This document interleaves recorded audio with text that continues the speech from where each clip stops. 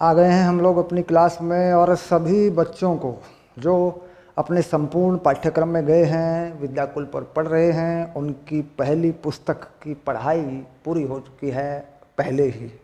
ठीक, दूसरी किताब पे हम चल रहे हैं और पहले चैप्टर का एनसीईआरटी का हल जो है हम कर रहे हैं किरण प्रकाशिकी और प्रकाशिकी यंत्र।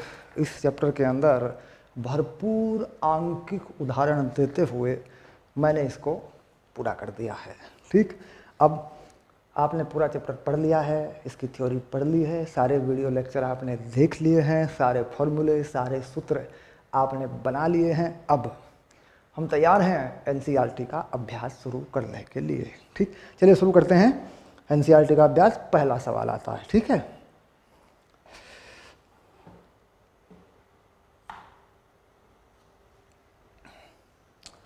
ये है 9(1).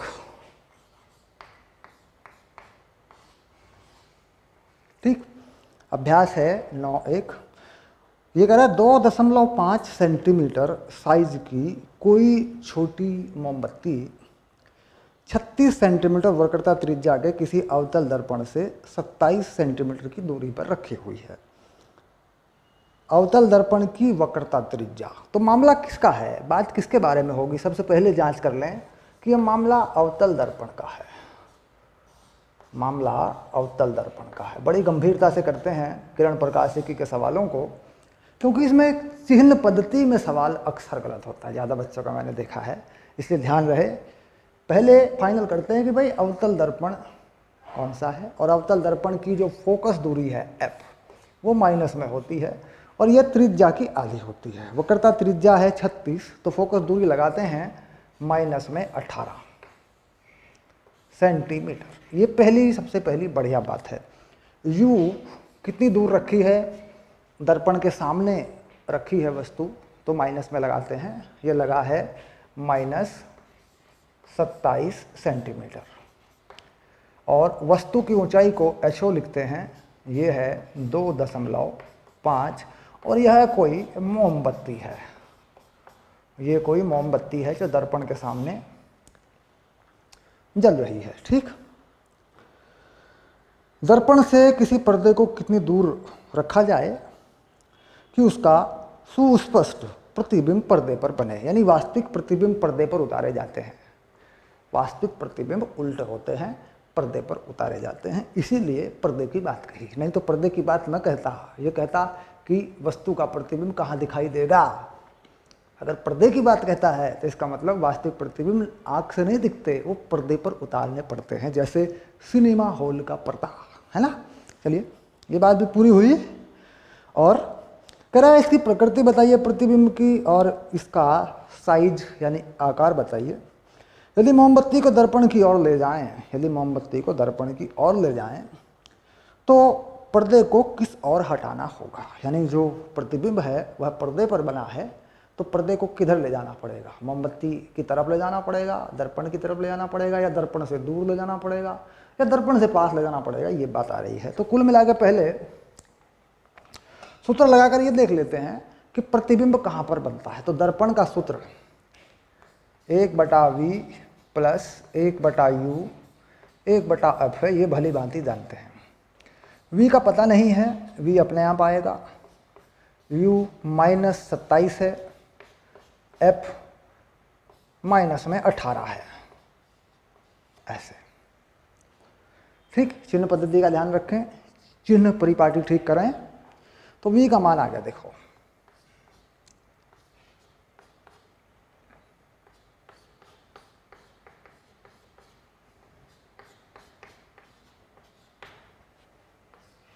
V का मान कितना हो रहा है, ये हो जाएगा इसका लघुत्तम, यानी इसको बना सकते हैं हम 54, और नीचे -18 या 54 8 27 1 हो गया।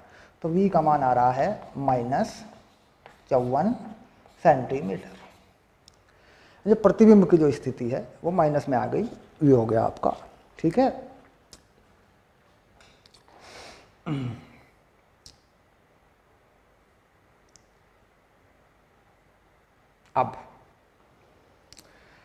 अब देखते हैं आवर्धन। आवर्धन से क्या मिलेगा? आवर्धन से मिलेगा कि जो आवर्धन होता है m और सूत्र होता है -v/u, और ये वस्तु और प्रतिबिंब की ऊंचाइयों में भी संबंध बताता है। ये आवर्धन होता है। तो आवर्धन में देखते हैं -v, तो -v कहाँ? -54 पर है, u 27 पर है, वह भी माइनस का है। वस्तु जो है HO माने यह है 2.5 सेंटीमीटर की। ठीक, तो प्रतिबिंब की ऊंचाई आ गई, इसको काटे माइनस को 2 से गुणा कर दें, है ना, ये आ गई -5 सेंटीमीटर। ये हो गई प्रतिबिंब की ऊंचाई, या मोमबत्ती की लंबाई, मोमबत्ती के प्रतिबिंब की लंबाई, और ये हो गई उसकी स्थिति। ऐसे अब अगर किरण आरेख बनाना चाहते हैं, किरण रेखा चित्र या किरण आरेख अगर बनाना चाहते हैं, ठीक, हालांकि ऐसा है नहीं, लेकिन किरण प्रकाशिकी में किरण आरेख बनाने चाहिए। ठीक, और ये संभालिए कि बोर्ड एग्जाम में बस इतनी सी बात है, बोर्ड एग्जाम में ऐसा ही सवाल आता है, और जब हम इन्हें कर रहे होते हैं सवाल को, तो ये हमें बड़े सरल सरल सरल से लगते हैं, फटाफट फटाफट, और जब हम बोर्ड एग्जाम में करते हैं तो कुछ ना कुछ गड़बड़ करके आते हैं पक्का। तो इसलिए ध्यान रहे, चिन्ह पद्धति और सावधानी से करें। ठीक, चिन्ह पद्धति और सावधानी, दो बातों का ध्यान रखें। अब देखिए, यहाँ किरण आरेख बनाने में उचित पैमाने का इस्तेमाल करना पड़ेगा। उचित अनुमानित पैमाना, क्योंकि हम कॉपी पे बनाते हैं, तो हम या तो उसे स्केल से बनाएं, सेंटीमीटर में ले लें, या फिर एक अनुमानित पैमाना बना लें। अब देखिए, जैसे मैं बताता हूँ इसको, ये बना रहा हूँ मैं मुख्य अक्ष, मान लीजिए हमने मुख्य अक्ष बना दिया। ठीक,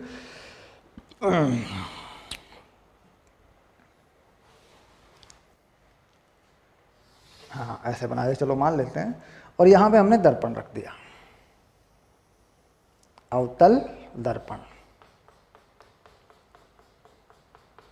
दर्पण का जो फोकस है वो 18 पे है, त्रिज्या 36 पे है, तो दर्पण का 18 कर देते हैं ये फोकस, और ये त्रिज्या 36 कर देते हैं, माइनस में हो गया देखो, और बीच में कहीं वस्तु को रख देते हैं ऐसे, ये 27 पे वस्तु आ जाएगी। तो एक समांतर रेखा जो चलती है, समांतर किरण, उसको फोकस से ले जाते हैं, एक को केंद्र से ले जाते हैं ऐसे, और जहाँ ये मिलती हैं यहीं पे बन जाता है हमारा प्रतिबिंब। तो प्रतिबिंब वास्तविक है, उल्टा है, और आकार में वस्तु से जो है 2 गुना है, क्योंकि 27 पे वस्तु थी, 54 पे प्रतिबिंब है, 54 सेंटीमीटर पे ये प्रतिबिंब है, सेंटीमीटर में लिख दिया देखो मैंने। ठीक, ये वस्तु है 27 सेंटीमीटर पे। ठीक, यहाँ पर भी लिख देते हैं ऐसे, यूँ बना के ना, इन्हें 27 सेंटीमीटर लिख देते हैं, ऐसे ऐसे भी बना देते हैं, इससे कोई फर्क नहीं पड़ता। ठीक, तो कुल मिला के ये वस्तु, अब इन्होंने कहा कि एक ऐसा संबंध बना के, या संबंध बनाइए, या अपने अनुमान से बताइए। आगे सवाल पूछा है, यदि मोमबत्ती को दर्पण की ओर ले जाया जाए, अगर मोमबत्ती को दर्पण की ओर ले जाया जाए, तो मोमबत्ती को देखो दर्पण की ओर यहाँ ले गया मैं, मोमबत्ती को दर्पण की ओर ले गया मैं ऐसे। ठीक, तो इस किरण पे कोई फर्क नहीं पड़ता, ये जो कि त्यों चलती रहती है ऐसे, लेकिन केंद्र से होने वाली किरण ये बाद में मिलती है, देखो ये बाद में मिली आके, तो इसका मतलब हो गया कि पर्दे को दर्पण से दूर ले जाना होगा। प्रतिबिंब दूर हो गया कि नहीं हो गया? तो पर्दे को दर्पण से दूर ले जाना होगा, क्योंकि जो प्रतिबिंब है ये पर्दे पर आ रहा है, तो दूर ले जाना होगा। तो ये अनुमान किससे लगाया जा सकता है? जैसे मैंने कहा कि मोमबत्ती को मैंने यहाँ के बजाय दर्पण के पास बना दिया, फिर दोबारा किरण आरेख बनाया मैंने, तो मैंने देखा कि किरण आरेख बता रहा है कि पर्दे को दर्पण से दूर ले जाना होगा। ठीक, अब अगर ऐसा नहीं कर पा रहे हैं, मान लीजिए किरण आरेख नहीं बना पा रहे हैं, तो दूसरा तरीका होता क्या है कि u का मान घटा के लगा लो। यहाँ पे जो u का मान है वो 27 लगा रखा है, उससे कम करके लगा लो। मान लो u का मान मैंने 20 लगा दिया सपोज, तो 20 लगाने से v का मान ज़्यादा आएगा माइनस की तरफ, v का मान माइनस में ज़्यादा आएगा, -54 है -100 आ जाएगा, -80 आ जाएगा, -90 आ जाएगा। तो कुल मिला के u का अगर यह मान घटता है तो v का यह मान बढ़ता है। ठीक, ये बात आई।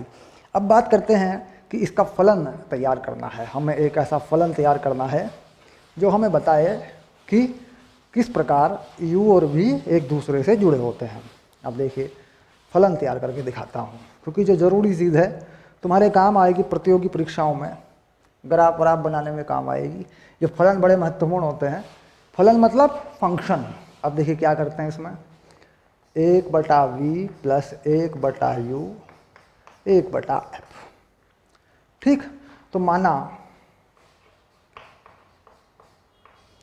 f माइनस जेड, जेड किसको मान लिया, फोकस दूरी को, और किस में लगा दी, माइनस में। अच्छा, u माइनस एक्स, और v जो है उसको बस y माना, उसको प्लस माइनस नहीं माना क्योंकि पता नहीं है प्लस है कि माइनस है, निर्भर करता है। ये चीज़ें मानी मैंने और सूत्र में लगा दी, 1/y माइनस 1/x और माइनस 1/z। तो देखिए y का एक फलन मेरे पास x और z में तैयार हो गया।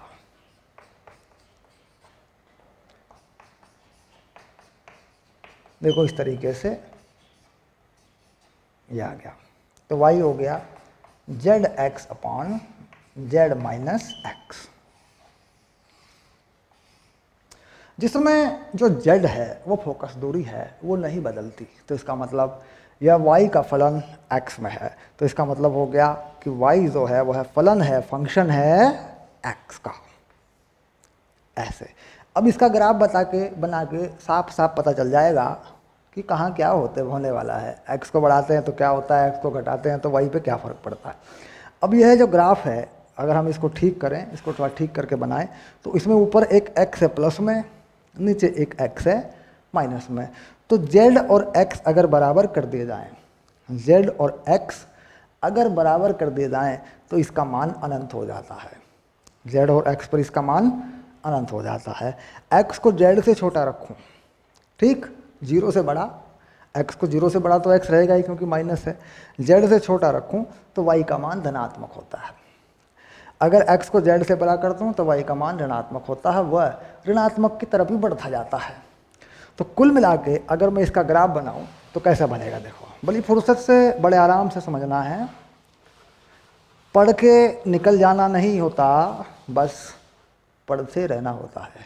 ठीक, चलिए देखते हैं, ग्राफ बनाते हैं।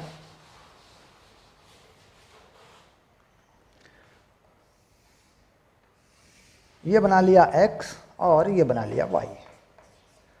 ठीक, चलिए अब z x को अगर z के बराबर कर दूं, ये देखो ये z कर दिया मैंने, ठीक, तो y का मान अनंत हो जाता है। तो y का मान कितना हो गया, अनंत हो गया। यहाँ अनंत पे कहीं पे कोई बिंदु मैंने ले लिया ऐसे।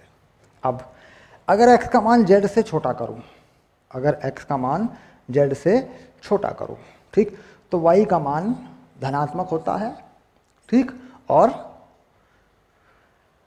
जो है नीचे का मान z माइनस एक्स, नीचे का मान जो है वो थोड़ा थोड़ा बढ़ता जाता है, तो कुल मान थोड़ा घटता जाता है, यानी कुल इस तरह की स्थिति हो जाती है।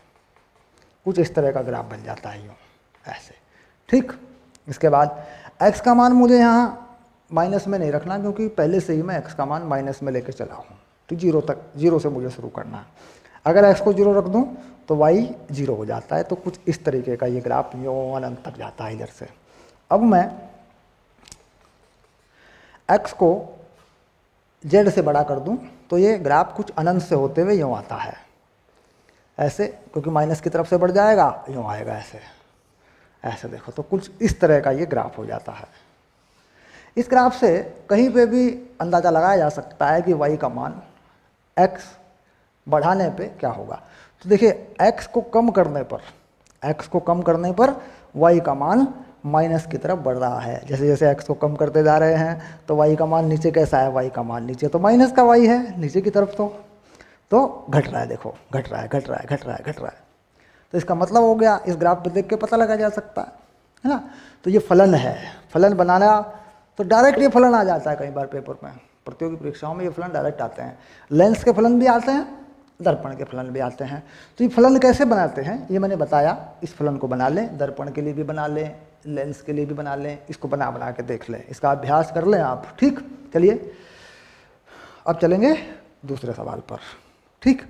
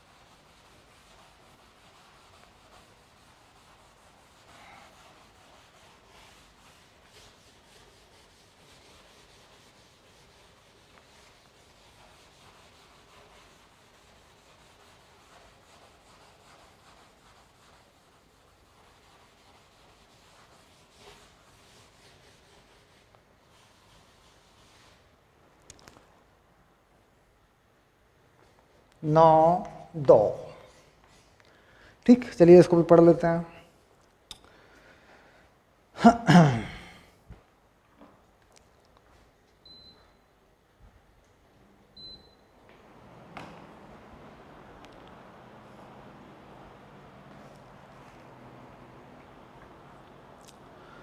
चार 4.5 सेंटीमीटर साइज की कोई सुई 15 सेंटीमीटर फोकस दूरी के किसी उत्तल दर्पण से 12 सेंटीमीटर की दूरी पर रखी है। तो जो जानकारी आ रही है वो देख लिए। सबसे पहले देखा जाए कि उत्तल दर्पण है, उत्तल दर्पण है, सबसे पहली जानकारी ये आई। फोकस प्लस में यानी धनात्मक लगेगा, फोकस हो गया प्लस का 15, यू माइनस में लगेगा। दर्पण के सामने कोई वस्तु रखी है, सुई रखी है, ये रखी है दर्पण से 12 सेंटीमीटर की दूरी पर, तो ये -12 लगा दिया।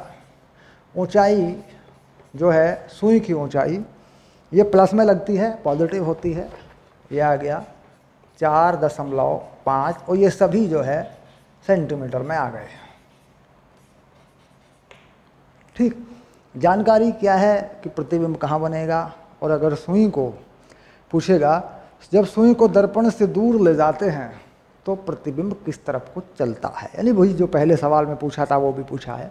चलिए सारी चीज़ें निकाल देते हैं, इस सवाल पे ज़्यादा समय हमारा नहीं लगेगा क्योंकि पिछले सवाल में हम इन सब जानकारियों को ले चुके हैं।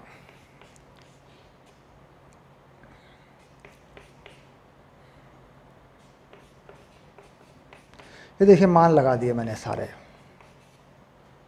u का मान माइनस लगाया, फोकस दूरी धनात्मक होती है तो धनात्मक लगा दी मैंने, तो v आ गया देखो।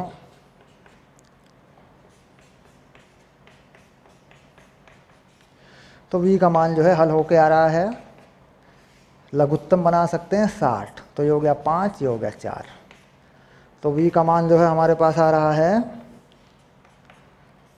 60/9 सेंटीमीटर। दशमलव के 2 स्थान तक निकालकर छोड़ सकते हैं। ठीक, अब आवर्धन की बात करेंगे। m क्या होता है -v/u और hi/ho। ऑब्जेक्ट यानी वस्तु की ऊंचाई या लंबाई और ये प्रतिबिंब की ऊंचाई या लंबाई। जो खड़ा है वह, जो पड़ा है वो नहीं है। मैंने बताया था कि दर्पण के मुख्य अक्ष पर अगर कोई वस्तु पड़ी है तो उसके लिए ये सूत्र नहीं है। ये तब है जब दर्पण के मुख्य अक्ष पर, मुख्य अक्ष के लंबवत कोई वस्तु खड़ी है। फिर से क्लियर कर लें, मान लीजिए कोई दर्पण है, गलती से ये सूत्र लग जाएगा कहीं पे तो खतरा पैदा हो जाएगा। तो ये वस्तु खड़ी है, ठीक, तो इसके लिए ये सूत्र काम करता है। अगर कोई वस्तु पड़ी होगी ऐसे तो इसके लिए ये सूत्र काम, ये वाला नहीं करता है। ठीक, तो पड़ी वस्तु के लिए नहीं है, यानी मुख्य अक्ष पर पड़ी हुई वस्तु के लिए यह सूत्र नहीं है, खड़ी वस्तु के लिए है। इसलिए इसे कहते हैं रेखीय आवर्धन, है ना। इसे क्या कहते हैं? रेखीय आवर्धन। अंग्रेजी में बोलते हैं लीनियर मैग्निफिकेशन, अंग्रेजी में बोलते हैं लीनियर मैग्निफिकेशन। चलिए हो गया। अब यहाँ से कुछ वैल्यू डाल देते हैं। -v, v जो है आया 60/9 और ये आया प्लस में, u माइनस में 12 है और प्रतिबिंब की ऊंचाई बतानी है, वस्तु की ऊंचाई प्लस में 4.5 है। ठीक, हल कर देंगे, ये दोनों माइनस माइनस काट देंगे तो ये बन रहा है hi का मान आ रहा है 4.5, 60 और 12 नम्मा 108, ऐसे कर देते हैं। लो सीधा 12 का पहाड़ा चला दिया ये लो। ठीक, ये आ गया। काटेंगे, छोटा कर लेंगे इसको, 12 से काट देते हैं। 12 पंजे 60, 12 नम्मा 108, फिर से 12 से कट गया तो ये हो गया पंजे पंजे 25, 5 चौक 20 और 2 22/9। यह आ गया प्रतिबिंब की ऊंचाई, जो लगभग 2.3 2.4 सेंटीमीटर के बराबर ही आती है। यह आ गई तुम्हारे प्रतिबिंब की ऊंचाई। अगला सवाल, वस्तु को दर्पण से दूर ले जाने पर प्रतिबिंब पर क्या फर्क पड़ेगा? ठीक, तो उसका उपाय रेखा चित्र बना के कर सकते हैं। देखो, रेखा चित्र बना लो या मान डाल लेते हैं, कोई भी तरीका हो सकता है। ये दर्पण का फोकस है, ये केंद्र है, यहाँ पर कोई वस्तु है फोकस से कम पे यहाँ पे रखी है ऐसे, तो ये एक किरण जो है हम फोकस से ले जाते हैं और एक हम ले जाते हैं सीधे सेंटर से, ये बन गया प्रतिबिंब। ठीक, अगर इस वस्तु को पीछे ले जाते हैं, प्रश्न हमने ये हल कर दिया। देखिए दूसरा सवाल जो है हमने हल कर दिया, लेकिन जैसा कि पहले सवाल में हमने किया था कि भाई हम प्रतिबिंब की स्थिति पर या वस्तु की स्थिति पर एक फलन तैयार कर सकते हैं, क्योंकि सवाल में ये पूछा गया कि जब सुई को दर्पण से दूर ले जाते हैं तो प्रतिबिंब किस तरफ को सरकता है या किस तरफ को चलता है। ये भी बात स्पष्ट हो गई, भाई प्रतिबिंब जो है फोकस की तरफ बढ़ता है। ये भी छोटा सा चित्र बना के हमने देख लिया था। इसके बाद हम इसका फलन तैयार करना चाहते हैं, साहब ग्राफ बनाना चाहते हैं, ग्राफ कैसा होगा हमारा। तो क्या करते हैं, उसके लिए सूत्र लिख लेते हैं। पहले ये दर्पण का सूत्र है, देखिए लेंस के सूत्र में यहाँ माइनस होता है। ठीक, अब क्या करें, एफ को मान लेते हैं प्लस में जेड। एफ को प्लस में जेड क्यों मान लिया? क्योंकि उत्तल दर्पण है, उसकी फोकस दूरी धनात्मक है। यू को मान लेते हैं माइनस में एक्स और वी को कर लेते हैं वाई। वाई जैसा भी होगा आ जाएगा, वाई का चिन्ह हम नहीं लगा रहे हैं। ठीक, अब यहाँ से इसमें सूत्र में डाल देते हैं 1/v माइनस 1/x 1/z। तो v का मान आ गया, अगर हल कर लें इसको, zx और z प्लस x, ये मान आ गया। इस मान को ऐसे भी लिखा जा सकता है z1 प्लस z/x। इसको ऐसे भी लिखा जा सकता है। देखो, इस x को नीचे ले आएं, भाग कर दें x से ऊपर नीचे, तो ऐसे भी लिखा जा सकता है या ऐसे भी लिखा जा सकता है। अभी जो v है इसको अपन y कर देते हैं, तो ये y बन गया। देखो लो, हो गया। अब इसमें ग्राफ बनाना चाहते हैं, ये होगी प्रतिबिंब की दूरी, प्रतिबिंब की स्थिति, और ये x हो गई वस्तु की स्थिति। x अनंत तक जा सकता है, दर्पण से दूर वस्तु अनंत तक जा सकती है, और शुरू कहाँ से होता है? शून्य से होता है। तो ग्राफ बना के देखें तो क्या मामला हमारे सामने आता है। ये बना दिया हमने x और ये बना दिया हमने y। देखिए 0, x को 0 लगा देते हैं, x को 0 डाल देते हैं इसमें या इसमें कहीं भी, तो y का मान 0 आएगा। ठीक, अब x को अनंत लगा देते हैं तो z के बराबर आएगा, यानी z के बराबर जो है y है। लेकिन ये कब है z के बराबर y, यानी प्रतिबिंब की दूरी कब है? जब x अनंत तक पहुंचा। तो ऐसे देखिए, ऐसे बढ़ रहा है मामला, धीरे धीरे धीरे धीरे धीरे बढ़ता जा रहा है। ठीक, तो ये जो ग्राफ है ये हमें बता रहा है किस प्रकार दर्पण से अगर वस्तु की दूरी बढ़ाई जाए तो प्रतिबिंब की दूरी फोकस तक पहुंच जाती है, जेड तक पहुंच जाती है, यानी अनंत पर रखी वस्तु का प्रतिबिंब फोकस पर बन जाता है। ये है फलन। जो फलन है वो ये है, क्योंकि x को मैं अनंत लिख दूं तो देखिए z बटे अनंत कितना हो गया, 0, तो z के बराबर आ गया भाई। ठीक, तो ये वो फलन है। अगर इस फलन में वैल्यू रखें, अगर मैं x को अनंत रख दूं तो अनंत बटे अनंत, गड़बड़ हो जाएगा मामला। अनंत बटे अनंत भी वैसे अनंत ही होता है, ठीक, लेकिन यहाँ से स्पष्ट दिख रहा है। देखो अगर x को अनंत लगा दूं तो z बटे अनंत, ये 0 हो गया, z के बराबर आ गया। ठीक, यहाँ अनंत बटे अनंत लगा दूंगा तो कितना आएगा, अनंत आएगा। तो सही फलन ये नहीं है, ये सही फलन है।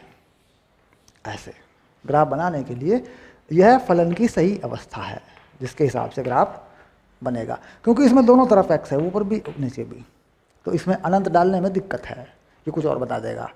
पहले इस अवस्था में लेके आए, x से ऊपर नीचे भाग करें इस तरह के किसी भी फलन में, फिर x को अनंत डाल दें तो z के बराबर आएगा। तो ये गणित, ये जो मामला है गणित का, इसको ध्यान में रखें। ठीक, ये हो गया प्रश्न नंबर 2। चलिए अब चलते हैं 3 पर। प्रश्न नंबर 3 की तरफ बढ़ते हैं।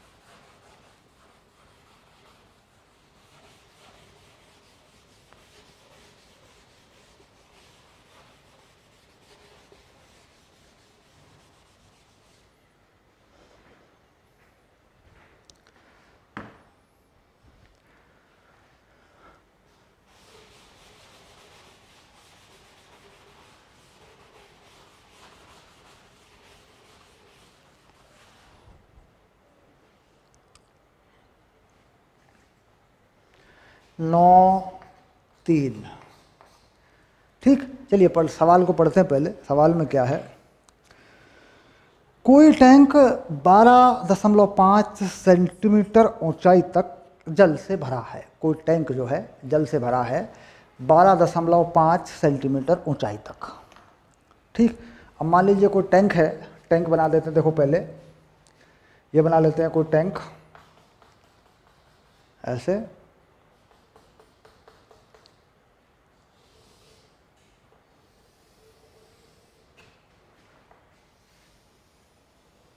और इसमें जितना पानी है, ये जो पानी है इसमें, ये है 12.5 की हाइट तक।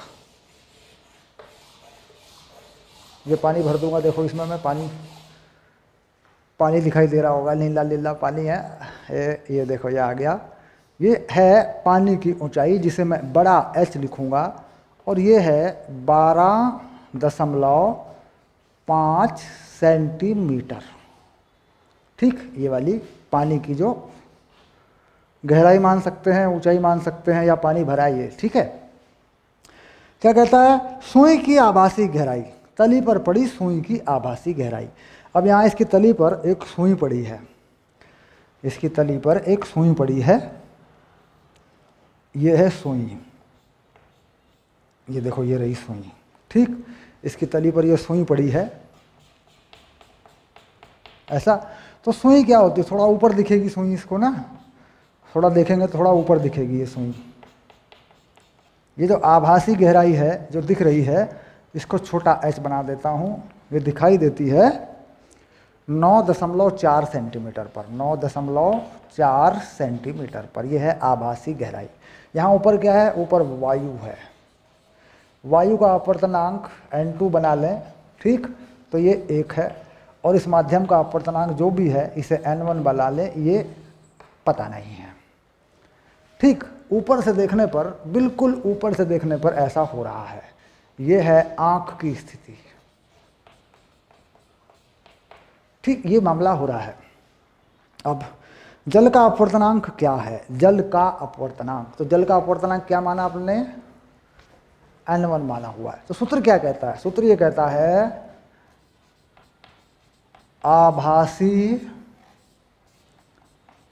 गहराई बराबर वास्तविक गहराई और माध्यम का अपवर्तनांक। माध्यम का अपवर्तनांक किसका? वस्तु माध्यम का, जिसमें कोई वस्तु हो और ऊपर जिससे देखा जा रहा हो वायु का अपवर्तनांक। यानी सूत्र बन रहा है N2H/N1। इसको पक्का कर लें, ये सिद्ध कर दिया था हमने पिछली बार। ऊपर से देखने पर, ऊपर से सीधा ऊपर से देखने पर यहाँ पर छोटे छोटे कोण बनते हैं, छोटे कोणों के लिए ये सिद्ध हो गया था। ये मैंने बिल्कुल शुरू में ही पहले या दूसरी वीडियो में आपने देखा होगा अपनी, तो ये सिद्ध कर दिया था हमने।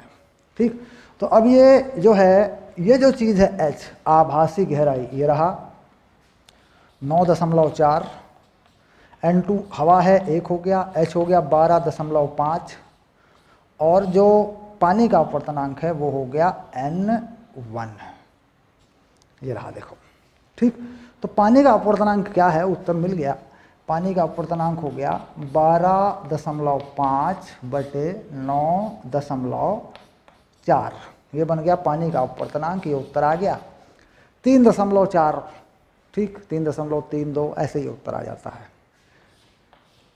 ये देखिए, एक उत्तर हमारा ये हो गया, पानी का अपवर्तनांक आ गया, N1 आ गया। अगली बार ये कहता है कि बीकर में उसी ऊंचाई तक जल के स्थान पर 1.63 अपवर्तनांक के अन्य द्रव्य को प्रतिस्थापित करने पर सुई को पुनः फोकसित करने के लिए सूक्ष्मदर्शी को कितना ऊपर नीचे ले जाना पड़ेगा।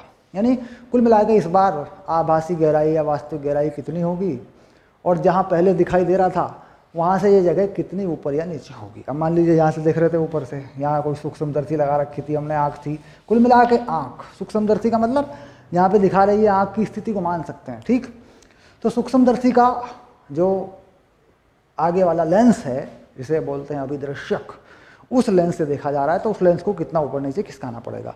तो अगली बार आभासी गहराई, तो अब देखते हैं 1.63 अपवर्तनांक वाले द्रव में आभासी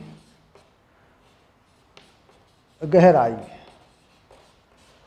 कितनी हो जाएगी? तो आभासी गहराई निकाल लेते हैं। वास्तविक गहराई कितनी है? 12.5। हवा का अपवर्तनांक 1 है और 1.63 इस बार द्रव्य का अपवर्तनांक है। तो ये नई आभासी गहराई आ गई। जब इस पानी में के बजाय इस द्रव्य को मैं देखा उसे झाँक के, तो ये नई आभासी गहराई आ गई। ये नई आभासी गहराई है। तो आभासी गहराई में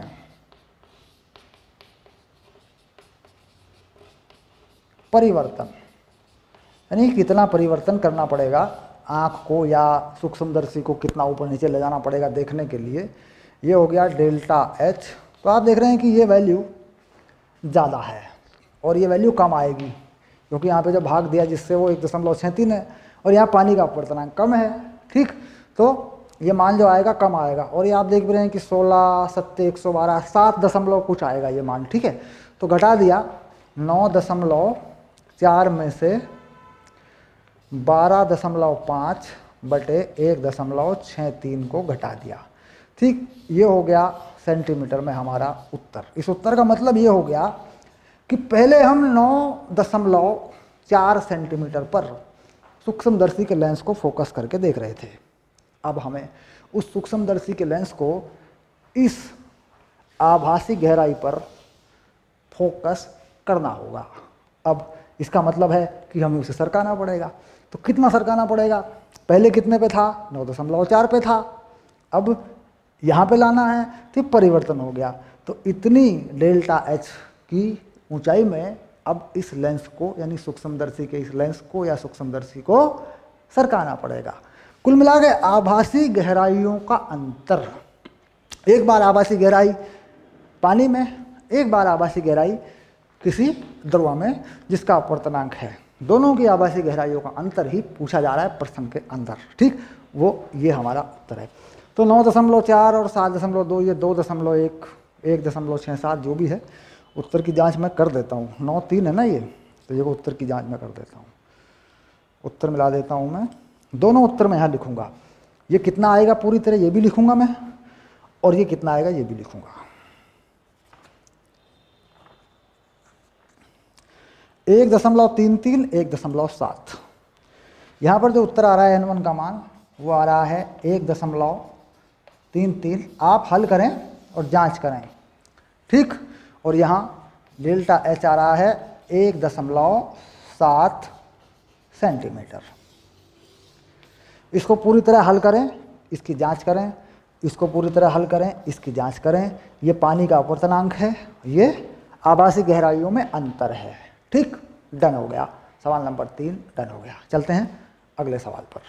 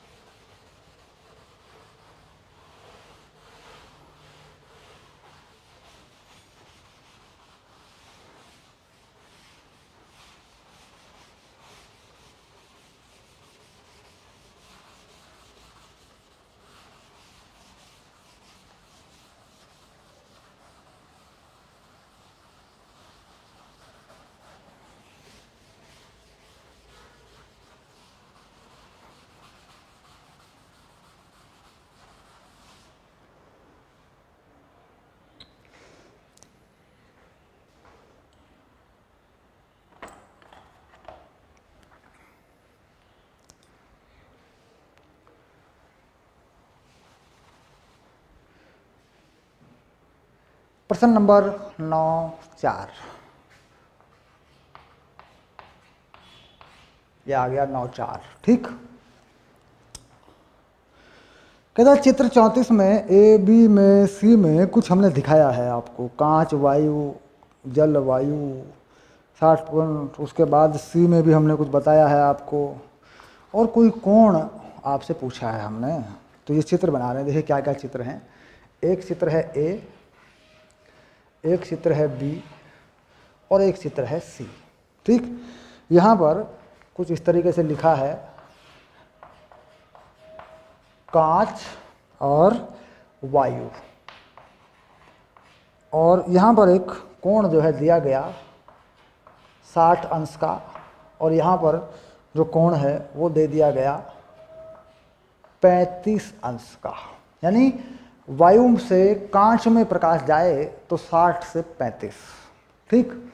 दूसरे वाले में क्या बताया, दूसरे वाले में बता दिया वायु से आए 60 पे, ये वायु है, ठीक। और जल में जाए 47 पे, ये है 47, और ये जल है। जाल लिख दिया जाल, जाल में फंस गए हैं हम लोग, फिजिक्स के जाल में फंस गए हैं। चलिए, तो ये आ गया 47 अंश का कोण, है ना, ये है जल। एक चित्र और बना दिया इसी हाथ में।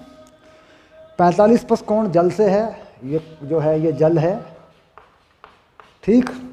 और कांच में निकालना है, ये कोण जो है ये थीटा है, ये कांच है, ठीक। तो थीटा का मान क्या होगा।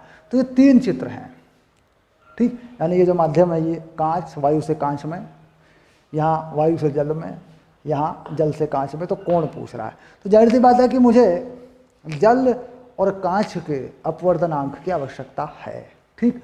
अब मैं क्या करता हूँ, ये कुछ चीज़ें लिखूंगा मैं। वायु का अपवर्तनांक,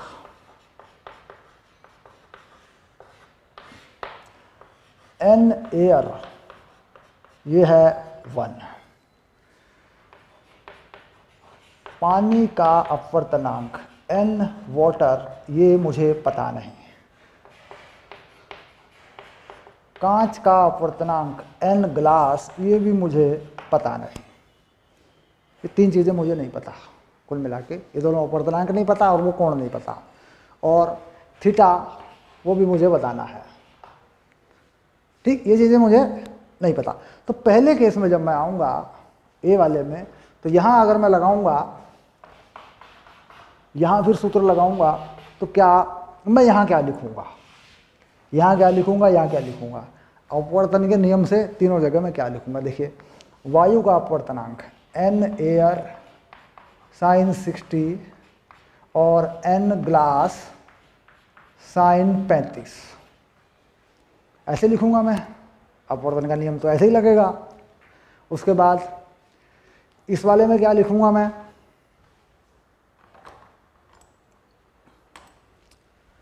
इस वाले में क्या लिखूँगा, देखिए यहाँ वायु से जो कोण है वो वापस 60 अंश का, ये कोण जो है ना ये भी 60 अंश वाला है, ये देखो, तो यानी n एयर साइन 60 और n वाटर साइन 47, ये मैं यहाँ लिखूँगा। ठीक, अब यहाँ क्या लिखूँगा, यहाँ भी मुझे को लिखना पड़ेगा। देखिए ये कोण जो है 45 अंश है, ये रहा, ये 45 अंश हमें दिया गया है, तो n वाटर साइन 45 बराबर n ग्लास साइन थीटा, यहाँ पे मुझे ये लिखना पड़ेगा। अब मुझे यहाँ पानी और ग्लास कांच दोनों अपवर्तनांकों की आवश्यकता है, तो मैं यहाँ से निकाल लूँगा। देखो कांच का अपवर्तनांक कितना होगा, n का होता है 1, तो ये हो गया साइन 60 बटे साइन 35, ये आ गया कांच का अपवर्तनांक। यहाँ से मैं पानी का निकाल लूँगा, साइन 60 बटे साइन 47, यहाँ से मैंने पानी का निकाल लिया, ये आ गया पानी का अपवर्तनांक। ठीक, इन दोनों अपवर्तनांकों को यहाँ लगा दूंगा। पानी वाला कितना है, देखो साइन 60 बटे साइन 47,